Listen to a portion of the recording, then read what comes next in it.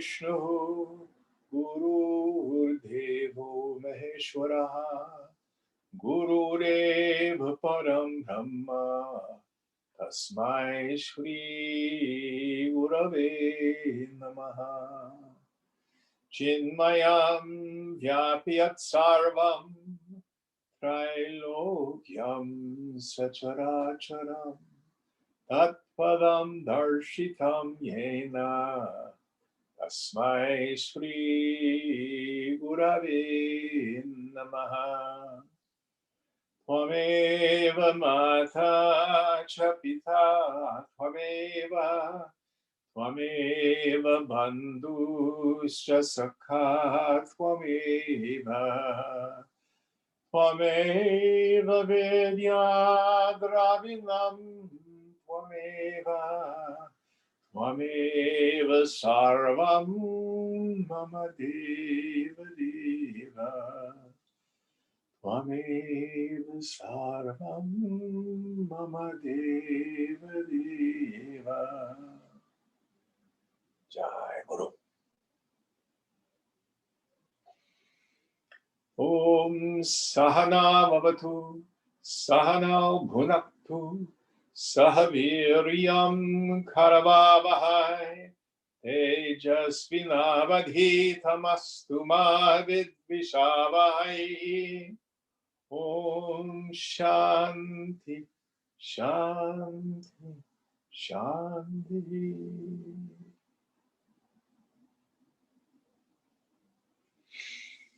So we've been in the section that basically starts with 267. Annihilation of the vasanas, here and now is liberation. And we've talked about the capacity to see that the ego is an object of awareness, and I am not that. We've seen that the ego, in fact, is an event. Shankara uses the term jiva bhavana, the attitude or the feeling that I'm a person, that I'm an individual. We talked about all the things that help us construct this personal sense of self that needs to be secured and protected. Stories from our childhood. And one of the things I suggested that we do is pay attention to when you tell the same story over and over again. If in conversations with people you go back and repeat some childhood incident or some diagnosis or some traumatic event,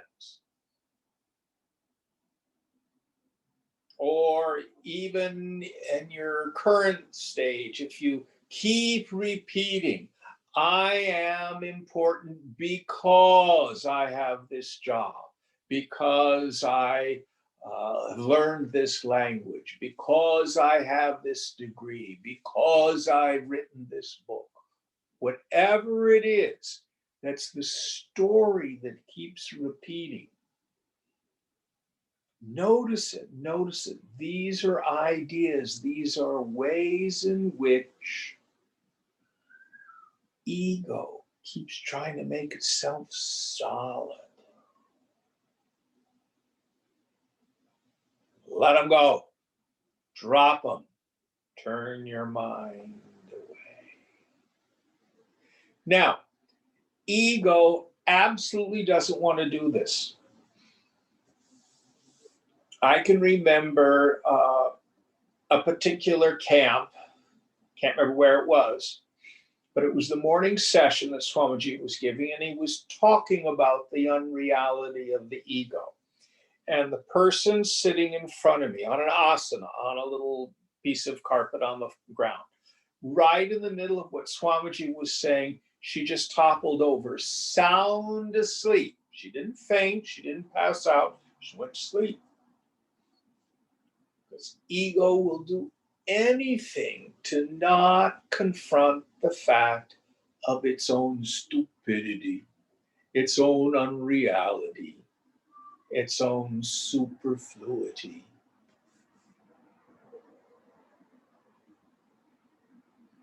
And we have enormous denial mechanisms about all these ideas of self. They all must go. All right, so we are on, I think people said 314, is that correct? Yes. Yeah. Okay, will you help us out, please, Ganesh?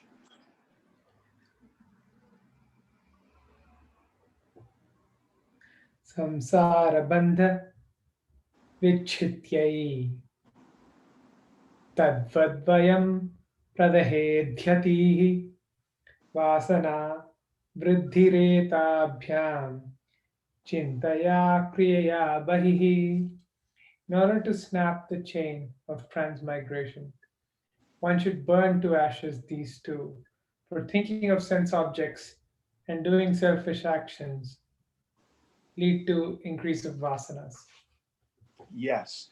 So what are the two things we need to do to burn these vasanas to ashes? First, don't let our mind engage in after the fact rumination on sensory experiences, positive or negative. I think I told the story last week about the three super demons. Did I do that in this class? Yes or no? I don't remember, Jim. You don't I remember. don't recall three super demons. May Okay, have let been me in tell you. Shukra Rahasya. Okay, it was in a different class. Okay, let me tell you. This is a story that comes from Yoga Vasishta. So, in Hindu mythology, there's an eternal war between the devas, the demigods, and the asuras, the demons. This keeps the balance of heaven, tension. So the king of the demons came up with an idea. He was very powerful. So he manifested, he created three demons, and he created them without ego. And because they were without ego, when they went into battle, they had no fear. And the Devas could not defeat them. They were wiping them out. So the Devas run off to Vishnu and say, what are we going to do? What are we going to do? And Vishnu says, try this. When you fight with the demons, feign defeat, run away, and repeat it several times. So they did. When they ran away, they did it again and ran away again, the super demons engaged in what is called chintya. In Hindi, it means worry. Sanskrit, it means after the fact, thinking about stuff, either positively or negatively. So the super demons engaged in this chintya. They're saying, look at us. We're pretty special. We just wiped out a whole legion of devas. We are the best. And once they began to have this rumination on their victories, ego developed. Once ego developed, they had bhaya, fear. Once they had fear, the devas could defeat them. The king of the demons says, I know what to do. So he created three more demons, Terminator 2 demons. These also had no ego, but they were also Shrotriya. Literally, it means well versed in the scriptures. The subtle meaning is they had the tools to be able to watch the mind and go, I'm not going to let you do that. So they were able to keep ego from forming. They again engaged in battle with the Devas. The Devas tried their trick, didn't work. They were really worried. So they run to Lord Shiva and say, what are we going to do? Shiva says, only I can handle this. So he comes down and he wipes out the Terminator 2 demons. But because they were without ego, they were liberated. What do you mean demons getting liberated? They are without ego. So the point of the story, what creates the vasana is my habituated, after the fact rumination over prior experiences, positive and negative. That's what creates the vasana.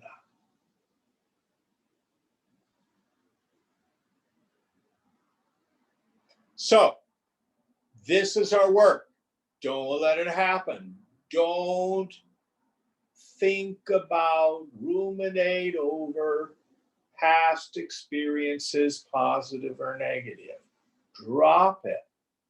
Put your mind where your hands are working. Chant your mantra. Stay with your breath. Do whatever you can. Don't let your mind go down those spirals. It's the first thing Shankara gives us. Give up ruminating over sense objects. Second, give up ego-prompted activity. Now, if you've got a job and you're working in the world, of course, it doesn't mean you must enter an ashram or go live in a cave. It doesn't mean that. Do your duty. But if your mind presents to you the idea, I'm unhappy, and the solution to that is to get what I want, to do something else, to be someplace else, to have ego-prompted activity, rather than simply acting because it's our duty in the world. I am not the actor. Just let the robot go. Give up the idea that changing circumstances is what's going to fix us. So these are the two practices that will roast the vasana. Your body will act forced by the past vasanas, but you don't create new ones. Continuing to keep the mind deeply absorbed.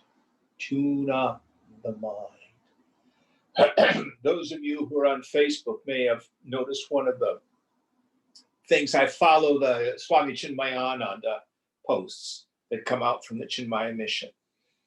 And he said one, it was just beautiful last week, that when the student and the teacher tune up together, then the real transaction of the teaching starts to take place.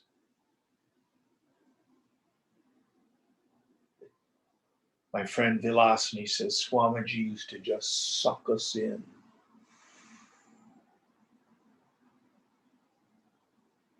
deep, thunderous silence.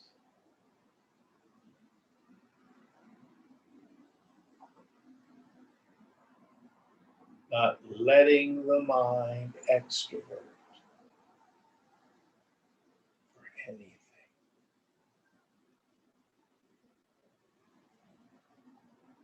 Next verse. Jim, can I ask a question? Sure. I'm getting into a loop in my head. So if I desire pizza, that's the object of desire. And the fact that I want pizza is a function of my vasana and prarabdha, right? Like I inherited that in my past lifetimes. But then once I have the pizza and I'm gratified, and then I keep thinking about pizza, that is creating more vasana and thickening. That solidifies the pizza vasana. Yeah. So when you're finished eating the pizza, what are you going to do next? Yeah. So that part I get, but I know that I have tendencies that make me prefer pizza. So that's a preference. Not a big deal. The point is, what I would suggest is if you desire pizza, ask yourself the question, can I live without pizza? Be Yeah. honest. But Then my concern is about like the tendency to crave itself. Like why does our soul why are we even born with a tendency to crave the positive and be averse to the negative? Like how what do that's we do? all the force of the past. It's lifetime after lifetime after lifetime. There's no blame. It's what is.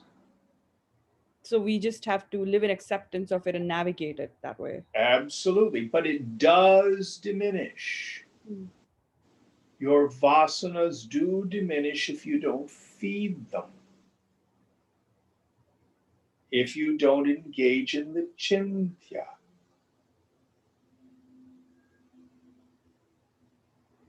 Now, pizza or lack of pizza may not be what really rattles your cage. What is it that really upsets you? That's where the work needs to be done. Is it relationship? Is it work? Is it family? Is it money? You decide. And maybe your vasana bundle is very thin. Maybe there isn't a whole lot that you desire. Maybe it's just things that irritate you. What you have is a lot of, these subtle aversions rather than a lot of desires. Does that make sense? Yeah, to me the object of desire just seems like a variable x that keeps changing, and aversions as well, but it's what doesn't change is the craving and aversion. But if you don't feed it, so for example, if you think you have a desire for pizza and you think, no, I'm overweight. I should have vegetables, not pizza tonight. Yeah, but I really want pizza. No, set it aside. Have vegetables tonight. Just practice not being at the effect of your indulgent tendencies.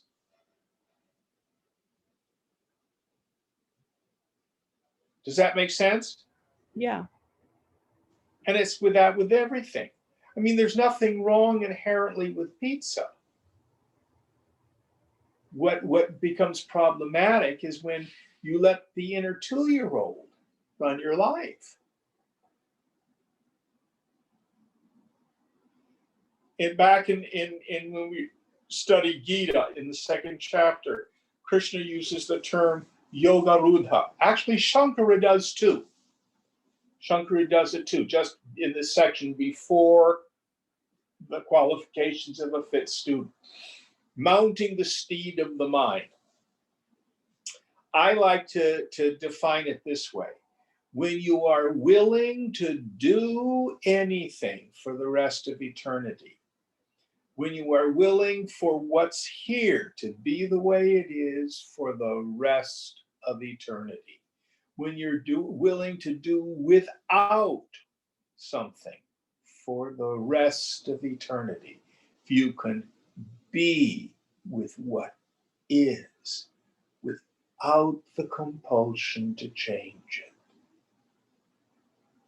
That's Yogaruta. Does that make it a little clearer? Yes. Thank you. It's not easy. It's not easy at all. And it's subtle. You've got to be honest with yourself. May I comment, Jim? Please. I think in my experience that because I stopped eating sugar addictively about, God, it's going to be almost 8 years ago. And I couldn't do it if you were to tell me like to do it for the rest of my life. I just couldn't ever wrap my head around that. And it would just push me against it. But in the 24, on the 12 steps, we just have these 24 hours. I can do it just for 24 hours. Yes. Yes. Very good point. Very good point. And Justin and I were talking on the phone, and we were talking about liking to argue with people. I mean, these can be very subtle. My tendency is to be conflict avoidant. Justin likes to argue with people. But can you, for me, stay in a discussion without the need to just, leave? For him, to not argue with people. You begin to notice where you have these habits. You drop them, let go of them, till you are in a place of equanimity. And each person has to work this out for themselves. I can't tell you what your vasanas are. I may have some suspicions, but it's better if we work it out for ourselves. So Ganesh, would you go on with the next verse, please? ताभ्यां प्रवर्धमाना सा सूते संस्मृति महात्मनाः त्रयाणां च क्षयोपायः सर्वावस्थासु सर्वदा सर्वत्र सर्वतः सर्व ब्रह्ममात्रा अवलोकनैः सद्भाववासनाद्धार्या तत्त्रयं लयमश्नुते. Augmented by these two, the vasanas produce one's transmigration. These three, however, are destroyed by looking upon everything, under all circumstances, always, everywhere, and in all respects, as Brahman, and Brahman alone. Through the strengthening of the longing to be one with Brahman, those three will be annihilated. Yes. So those attachments, identifications, the fear, the anger, all of the stuff, the way through is to have this equanimity of vision, looking on everyone and everything is Brahman and Brahman alone. To be totally present. No desire to slurp it up, and no desire to run. And the mind will go, and you just watch it and don't act on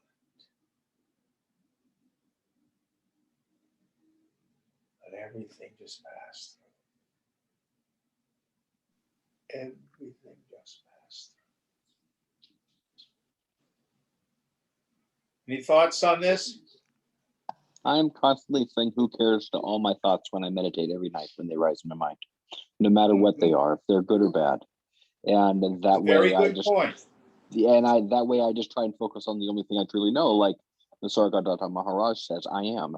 And then when it comes to me during the day, I can also recognize the ones that don't serve me and just work on saying, who cares?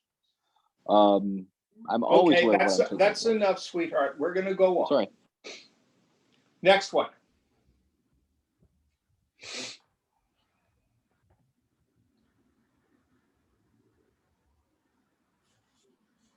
क्रियानाशे भवेत् चिन्ता नाशोऽस्माद् वासनाक्षयः वासना प्रक्षयो मोक्षः सा जीवन मुक्तिरिष्यते. With the end of selfish actions, brooding over sense objects ends, which is followed by a destruction of vasanas. The destruction of vasanas is liberation, and this is considered as liberation in life. So he sums up the idea. The ending of the rumination over objects, ending of ego-prompted activity. This is considered the ending of the vasanas. Now, there's another test that I want to remind us of, and I've talked about it a lot. Remember, a vasana has two powers: veiling power and projecting power. The first, the avritti, the avarana shakti, the avidya, is the non-apprehension of myself as Brahman. If you are aware you are Brahman, and your mind is resting in Brahman, then your mind is free from vasana at that point. The projecting power is when I eat, Jim, then have a goal and I need to get there.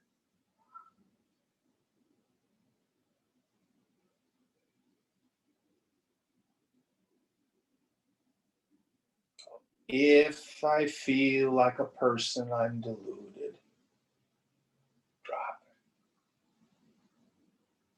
it. If my mind says I'll be happy when, it'll be better if, drop it. Over and over again. Did someone have a question? I did, Jim. This is Amini. Hi, Amini. Hello, Hari Om. I had a quick question about what you were just discussing.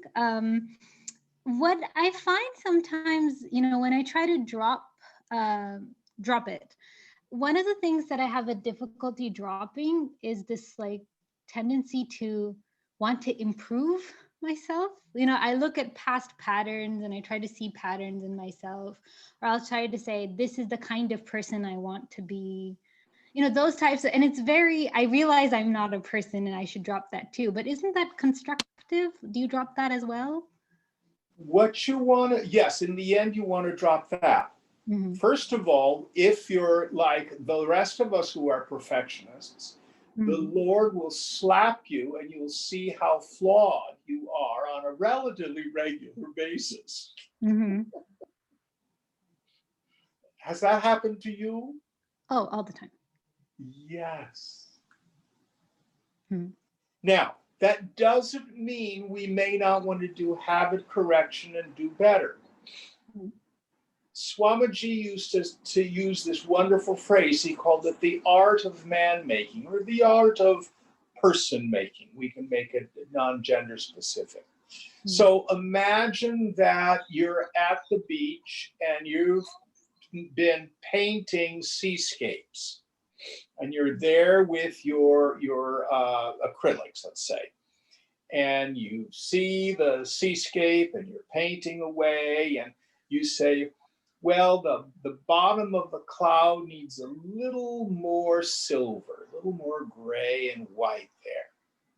That's very different than saying, that's a terrible painting, and you tear it up.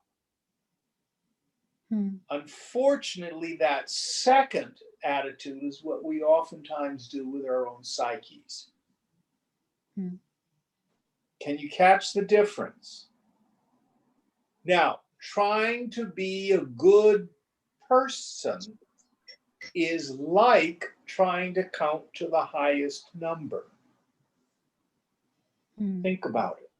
The body, mind, intellect is by definition finite.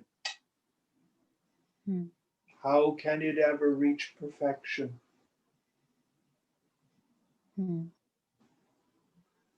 It's a paradox. There is perfection, but the perfection is you.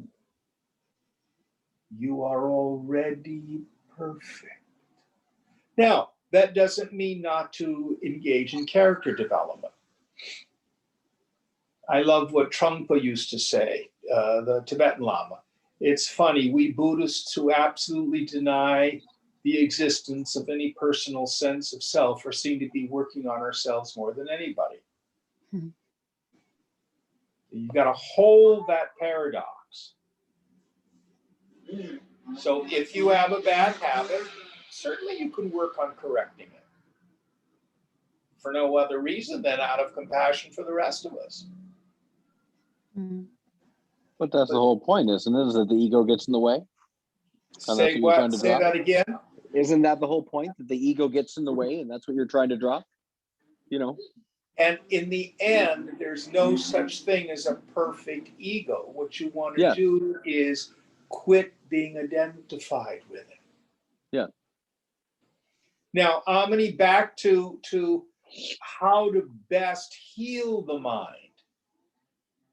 The paradox is the way to heal the mind is to get out of the mind. In our early stages of sadhana, we spend a lot of time in the yamas and the niyamas, the do's and don'ts, moral development. But the paradox is, if you get out of the mind, tune up the mind, let the mind go, that Shakti descends and by grace starts to heal the mind.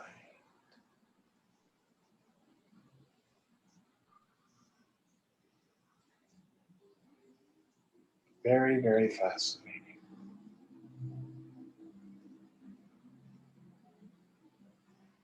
But it's never of any value to motivate yourself by psychological self-abuse. Oh, that was terrible. I shouldn't be doing that anymore. Blah, blah, blah, blah, blah,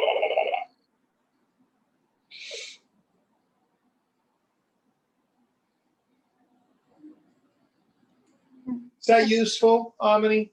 Yeah, it's almost like the more you try to be perfect, the less perfect you are. And the less you try, you know, it's interesting.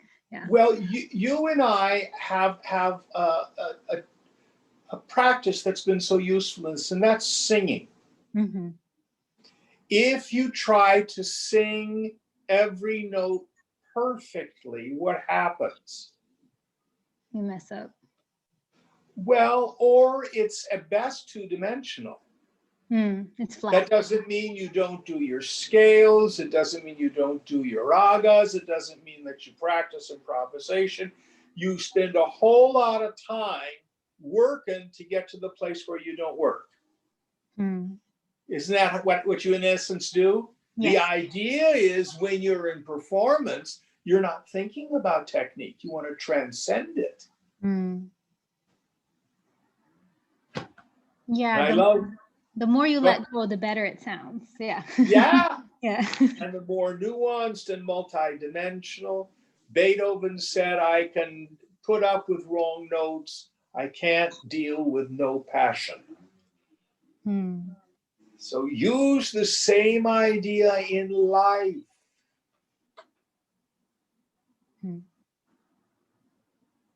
Now, I don't know about you, but I have never given a concert where I've sung everything perfectly and had no wrong notes.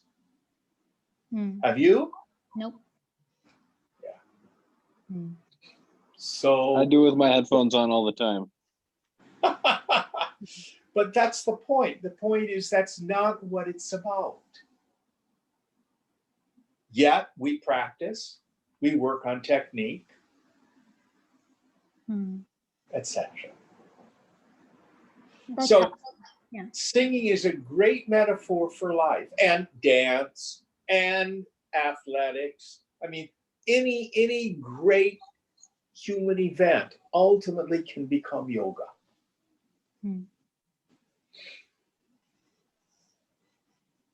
All right, next verse.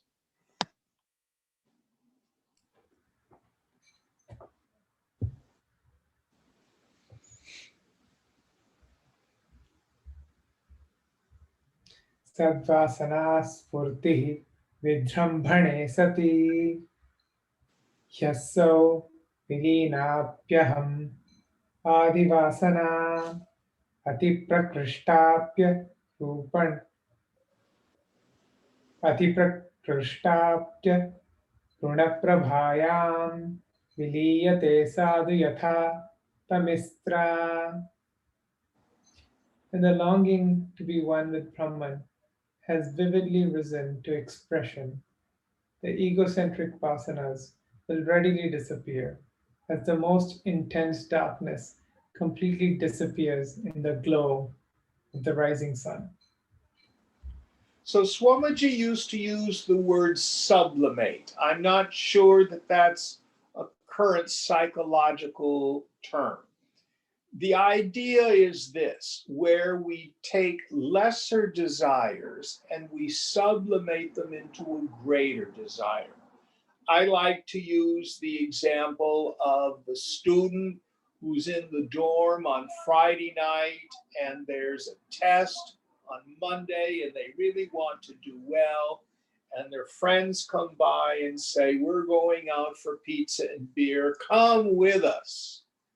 And a piece of you says, oh, I really want to hang with my friends. But another part of you says, no, but it's more important to me to do well on this exam. No, go ahead, have a good time. I'm going to stay in and study. Likewise, when our mumukshutva, our burning desire for liberation, increases more and more, then our extroverted egoistic desires become less and less. Elsewhere, Shankara will use the example that the desire for liberation is like a stick that's used to stir a fire. When all the rest of the fuel is burnt up, then toss the stick on it. This deals with the very logical doubt. Well, isn't the desire for liberation also a desire? Aren't you supposed to give up all your desires? Not quite. You sublimate them all into the desire for liberation. Mumukshutva.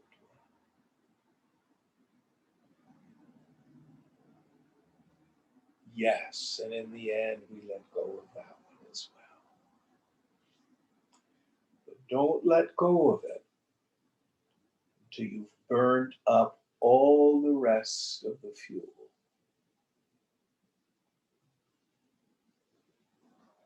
Next verse.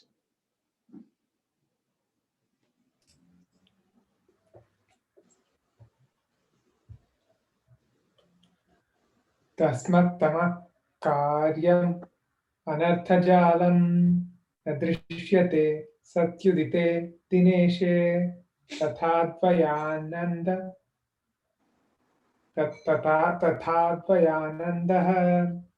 असानुभूतो न वास्ति बन्धो न च दुःखगन्धः. Darkness and its resultant evils are not noticed when the sun rises. So too unrealization of bliss absolute there's neither bondage nor the least trace of misery. Yes. So when realization dawns on the mind, it swallows all doubt.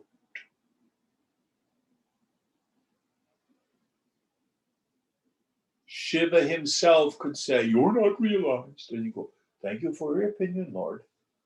You know when you know yourself.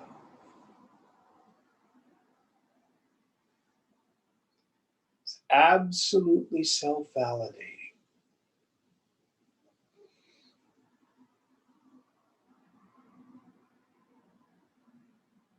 It overcomes the world.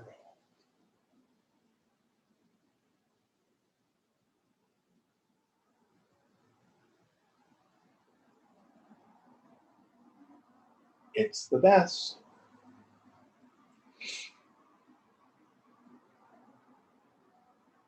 How do I know that what I'm experiencing is the real McCoy? We have what we call our four pramanas. Pramanas means a means of knowledge, but also means an authority. The first, the teaching that's put forward in Shruti, in the Upanishads. Second, the recorded evidence of the great saints and sages, the Smriti.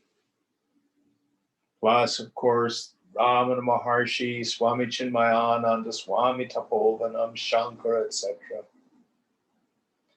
Your own logical reasoning and your own direct experience. They should all line up. Then you can trust it.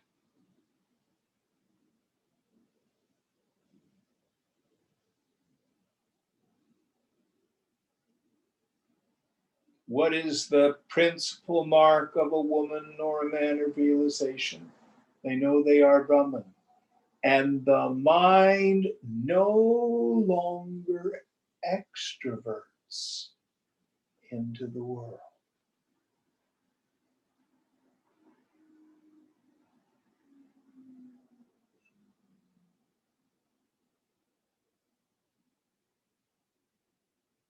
Next verse.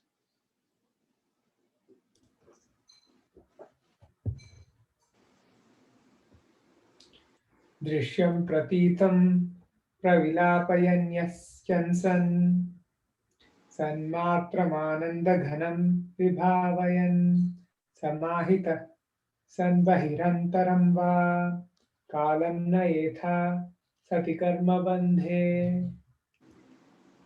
Causing the perceived universe, both external and internal, to vanish, and meditating upon the reality, the bliss embodied, one should pass one's time watchfully for any residual prarabdha. So, the thing here, this idea causing the external universe and the ego to vanish. Always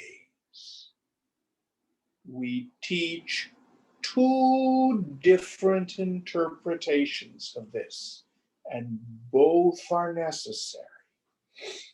The first, Shankara is pointing toward the state of nirvikalpa samadhi.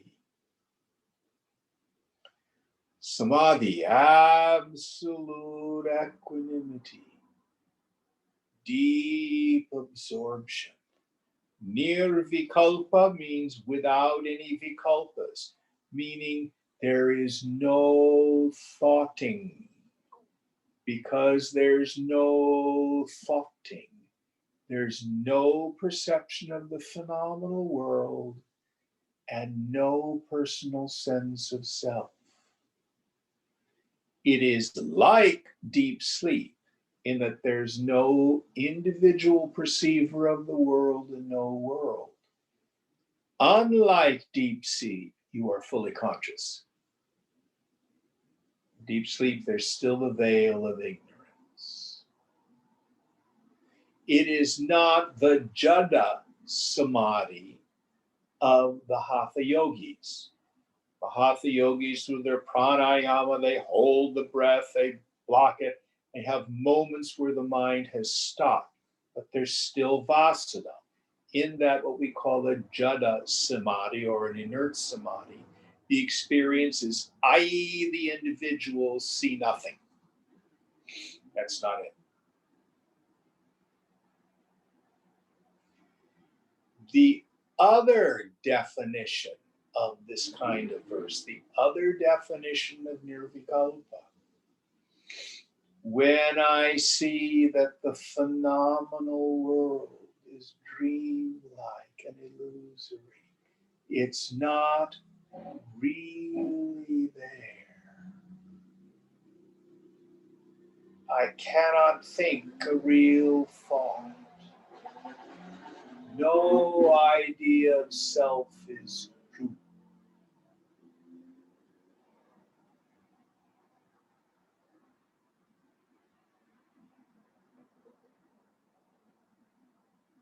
That's the other definition of it. Nirvikalpa, as the mind state of no mind, is like the snake in the rope. When you apprehend the rope, the snake is not available for perception. The other definition is like mirage waters in the desert. Before you have knowledge, your senses report water and your knowledge is water. When you know that it's just heat waves off the sand, your senses still report water, but your knowledge is sand.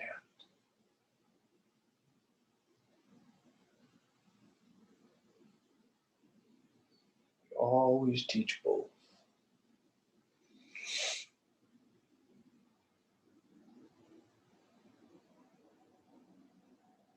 Now, what number are we on now?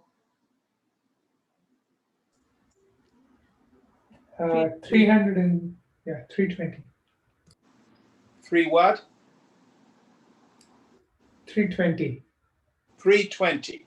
When we get to 384, we will go in depth into the discussion of samadhi. But let's just put that on the shelf for now. The idea is to achieve the complete disappearance of the phenomenal world. How? By continuing to meditate on the fact that it appears as dream-like images. As you thin out your mind, the whole world will start to thin out.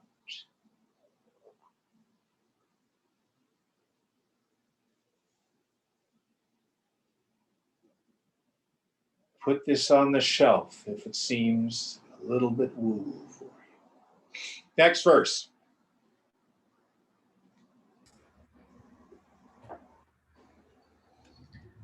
Pramado brahmanisthayam nakartavyah kadachana pramado mrityurityaha bhagavan brahmanasutaha. One should never neglect one's steady attunement with Brahman. Bhagavan Sanat Kumara, the Creator's own son, has called inadvertence death itself. So, staying tuned up.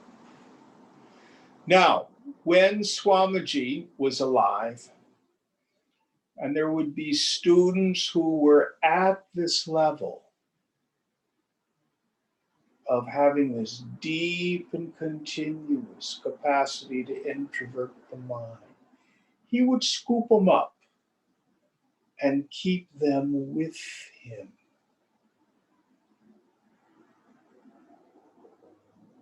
Keeping them tuned up. When he would see them getting identified poke,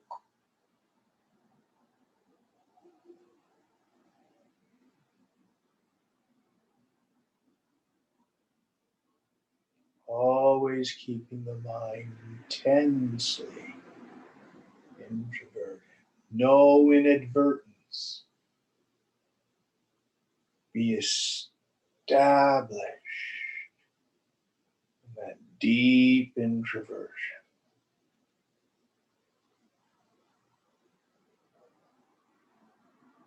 Keeping the mind tuned up.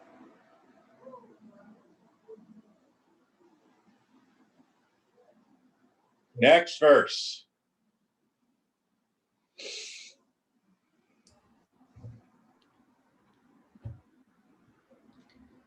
न प्रमादानन्दनार्थो अन्यो ज्ञानिनः स्वरूपतः ततो मोहस्ततो हम्भिः ततो बन्धस्ततो व्यथा. No greater danger is there for the man of wisdom than carelessness about his own real nature. From this comes delusion, thence egoism. This is followed by bondage and then by misery. So until all the vasanas are completely rooted out, don't take a vacation from your practice.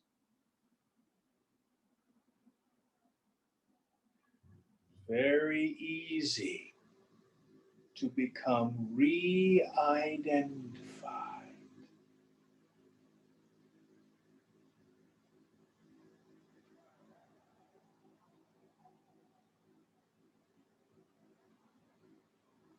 Usually at the end of that, we get slapped by life enough to return to our yoga.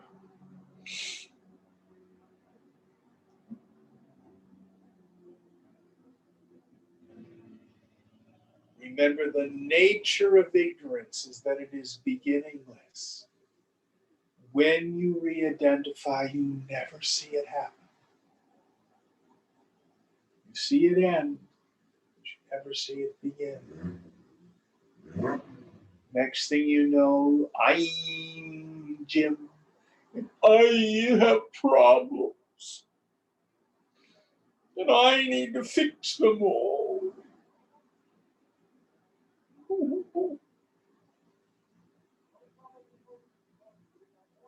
We have to come back,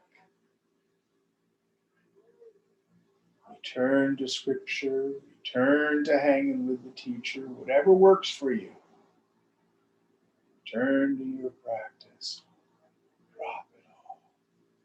Again and again.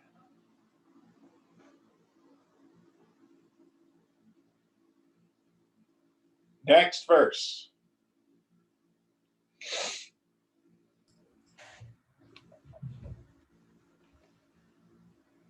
विषयाभिमुखं दृष्ट्वा विद्वांसम् अपि विस्मृतिः विक्षेप्यति धीतोषैर्योष जारामिव प्रियं जारम् इव प्रियम्.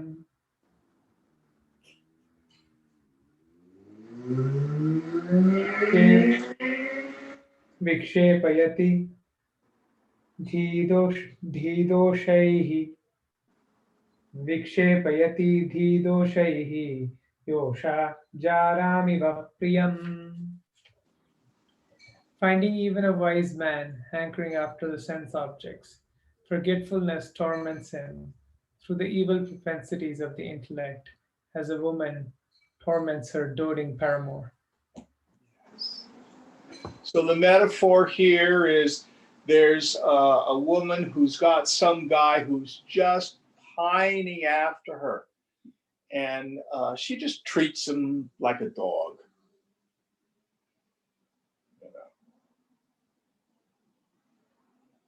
So also, even a yogi with years of practice, if they do not pay attention, if they lapse into inadvertentness, forget their self-nature, and instead get extroverted into the senses, that cocoon of ignorance builds up. You lose the bliss of your self nature. Then after the world.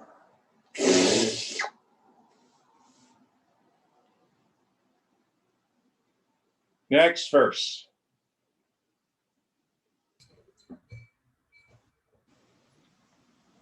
यथाप कृष्टं शैवालं क्षणमात्रं न तिष्ठति आवृणोति तथा माया राज्ञं वापि पराङ्मुखम्. As moss, even if removed, does not stay away for a moment, but closes up to cover the water again. So also Maya or nations covers even a wise man if he ever gets extroverted. Yes. So again, this is this wonderful image that Shankara uses. It's the tank that you find in the villages in Kerala, probably in other parts of India too. So that algae covers the water. And of course, they leave the algae there because the algae eats the bacteria, which keeps the water potable. So when the women come down to the tank in the morning, these great big huge jars to get the water to take back to the village, they put the jars down and then they splash the water, which makes the algae, the moss here he calls it, move away. Then they get the water, the potable water, they put the jars on their heads and they go back to the village. And in time, the moss again covers the tank. So you and I, we go to a 10-day retreat.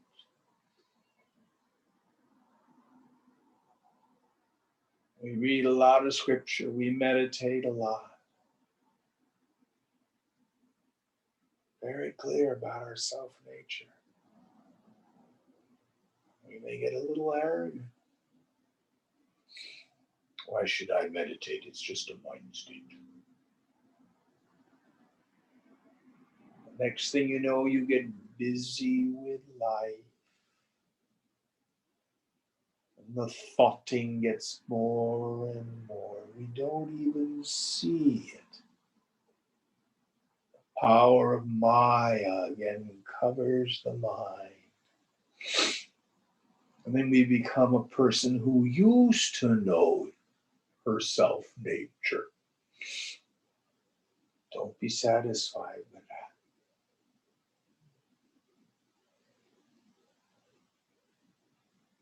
Do you right now know yourself, experience yourself as existence, consciousness, and bliss absolute?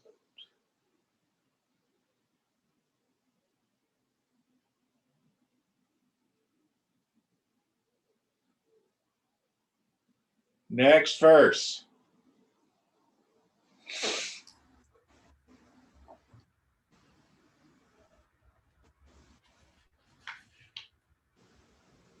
लक्ष्यच्युतं चेद्यति चित्तमीषद् बहिर्मुखं सन्निपतेतस्ततः प्रमादतः प्रच्युतः केलिकन्दुकः सोपानपङ्क्तौ पतितो यथा तथा. If the mind ever so slightly strays from the ideal and becomes outgoing, then it goes down and down, just like a ball inadvertently dropped on a flight of stairs bounces down from one step to another. Yes. One of my favorite images of Shankara. So if I get extroverted and I start to spin on something, it's like a kid at a South Indian temple with all the stairs, bouncing the ball on the upper platform, bounces on the top step. You may have a chance to grab it right then. But if it bounces on the next step, ka-thunk, ka-thunk, ka-thunk, ka-thunk, ka-thunk, ka-thunk, all the way to the bottom. That's what happens to you and me if we start taking the world seriously. It seems so harmless. Chintya. After the fact rumination over events. The next thing I know, my bliss is gone. My peace is gone. I'm a person with problems. I got issues.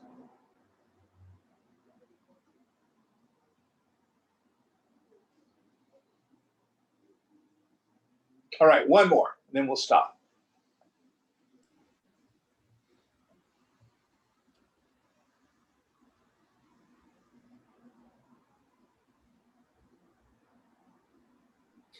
विषयेष्वा विषच्चेत्तः संकल्पयति तद्गुणान् सम्यक् संकल्पनात् कामः कामात् पुंसः प्रवर्तनम्. When the mind enters the sense objects, it reflects upon their qualities. From mature reflection arises desire. After desiring, man about to gain that thing and thus fulfill his desire. Yes. So I think we'll repeat this one next week because it has here a whole sequence of how our attachment to desire happens. What number is that one, Ganesh? It's 326. All right, so we'll start with 326 next week. We'll repeat that one. All right, we have time for questions.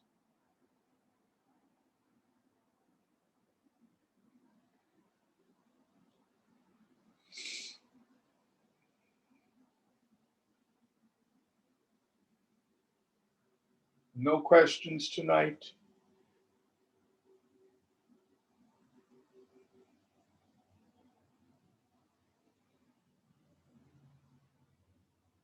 Going once. Going twice. Okay, we'll have a nice long meditation.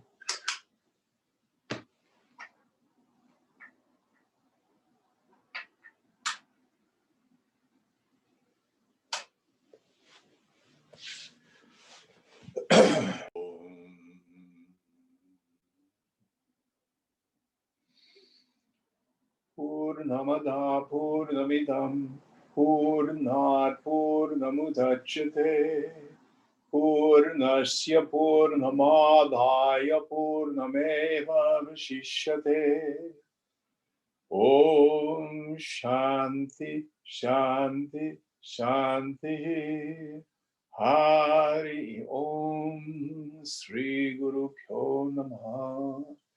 Hari Om. Om Tat Sat.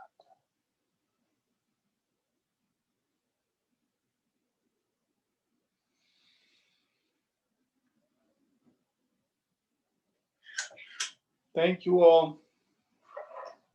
Thank you, Jim. Thank you, Ganesh.